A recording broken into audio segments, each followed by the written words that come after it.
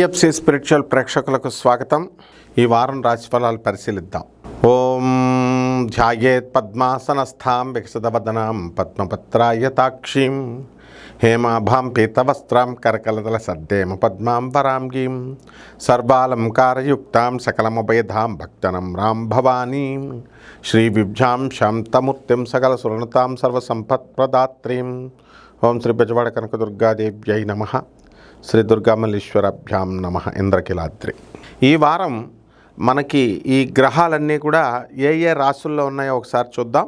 కుంభరాశిలో రాహువు, శని వక్రించి మీనరాశి, కేతువు సింహరాశి, గురుడు మిథున రాశి, ఆ తర్వాత బుధుడొక్కడే వృశ్చిక రాశి, రవి శుక్ర కుజులు ముగ్గురు కలిసి ధనుస్సు రాశి.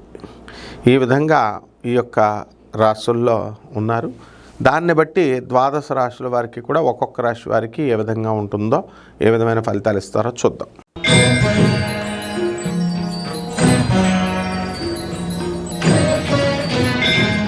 మేషరాశి.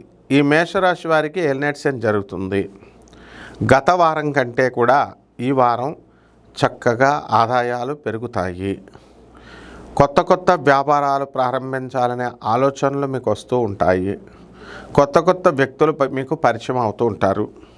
అలాగే ఈ కిరాణా వ్యాపారము, పాల వ్యాపారము, తర్వాత డిపార్ట్మెంటల్ స్టోర్స్, హోటళ్ళు, టిఫిన్ సెంటర్లు, ఈ వ్యాపారాలన్నీ చాలా బాగుంటాయి. తర్వాత సాఫ్ట్వేర్ కంపెనీలు, ఈ కొత్త కొత్త ప్రాజెక్ట్స్ వాళ్ళకు వస్తాయి.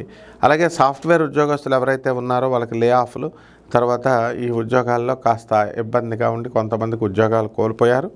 అలాగే అటువంటి వాళ్ళకందరికి కూడా ఉద్యోగాలు వస్తాయా రావా అనే టెన్షన్తోనే ఈ వారం ఉంటారు. అయితే శుక్రబలం లేదు కాబట్టి శుక్ర మూఢమి జరుగుతోంది ఫిబ్రవరి 2, ఫిబ్రవరి 1వ తేదీ దాకా. అందువలన కొత్తగా ఉద్యోగాలు లేవు, పెళ్ళిళ్ళు జరగవు. ఇప్పుడు పెళ్ళిళ్ళు నిశ్చయించుకుని కూర్చోవడానికి కూడా కుదరదు. అలాగే ఏ శుభకార్యాలు చేయడానికి వీలు లేదు. ఈ మేషరాశి రైతులందరూ కూడా కాస్త ఇబ్బందికరంగా ఉంటారు. పరిహారాల దగ్గరికి వచ్చేసరికి మనం మేషరాశి వారికి మహాకాళి మంత్రాన్ని మీరు అనుష్ఠానం చేసుకోవాలి.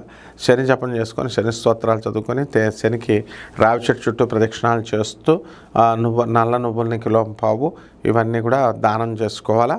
అలాగే జమ్మి చెట్టు ప్రదక్షిణాలు, జమ్మి చెట్టుకి నీళ్లు వేయడం ద్వారా బ్రహ్మాండంగా ఉంటుంది. శుభమస్తు.